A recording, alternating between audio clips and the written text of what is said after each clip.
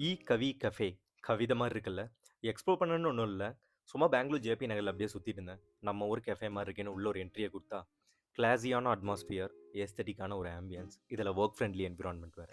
எதுக்கு காலையில கபன்ல வாக்கிங் போற தாத்தா ஃபோட்டோலாம் இங்க மாட்டியிருக்காங்கன்னு எனக்கு சத்தியமா தெரியல. பட் இந்த கஃபேக்கும், நக்மா அப்பாக்கும் ஏதோ ஒரு சம்மந்தம் இருக்குன்னு தெரிஞ்சது. எல்லா டேபிள்லயும் ப்ளக் பாயிண்ட்ஸ், எல்லா ஷெல்ஃப்ஸ்லயும் புக்ஸ், ஏன் எல்லா ரோஸ்லயும் பேஸ்ட்ரீஸ். இங்க இருக்கிற க்ரோசாண்ட்டா இருக்கட்டும், கேக்ஸா இருக்கட்டும், காஃபியா இருக்கட்டும், ஏன் இவங்க குடுக்குற மில்க் ஷேக்கா இருக்கட்டும், எல்லாமே இந்த விஸ்பர் பாக்ஸ் மாரி செம இனோவேட்டிவ்.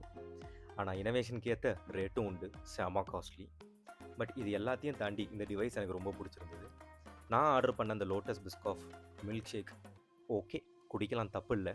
பட் இருந்தாலும் வேறு எதனா பெட்டராக ட்ரை பண்ணணும்னு நான் சொன்னது தான் இந்த காஜூன் ஃப்ரைட் சிக்கன். இந்த சிக்கன் ஒன்றும் பெருசாக வித்தியாசமாக இல்லை. கேஎஃப்சி சிக்கன் மாதிரி இருந்தது ஃப்ரைட் சிக்கன்.